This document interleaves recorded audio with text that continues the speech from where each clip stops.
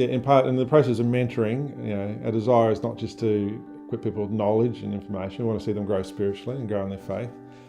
Because ultimately, when we depart, which will happen at some time, and hopefully by that stage we'll have God's word in their language for them to use, but it needs people of faith to take that and use that. And people are motivated in the same way that God has motivated us to come and work in the community, that they will take that work on, and it won't sort of fizzle out after we leave. So to see people grow in their faith, we share the same commitment to God and His Word, so that they can carry that on after we're no longer there. And we're not just about producing a book, because if it's just a book and when we leave it will stay there and it won't be used. But if we grow people in their faith and in the area of discipleship and teaching them to use God's Word and to understand God's Word, then it becomes a tool for them. And it's not just a tool like a hammer or a saw, it's a spiritual tool to really make a difference in people's lives. So that we said that's an important part of the whole process. We don't want to leave them with just a book.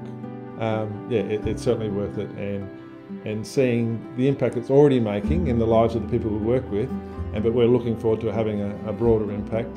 And I guess we look forward to the time when the men we work with are standing up and preaching and communicating His Word to the people, and the people responding to that as well.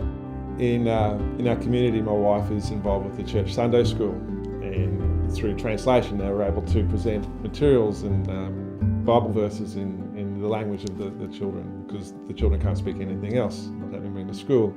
And the minister's son, who's only 3 or 4, every week he learns the memory verse, and then he goes around preaching to all the other, sort of walks around talking to others and tells them the memory verse in language. And his father, who's the minister, also the senior translator, it really touched him that the work of translation is coming out and bearing fruit in the life of his son. And I think if it hadn't been for translation, there wouldn't be that opportunity. So that's exciting.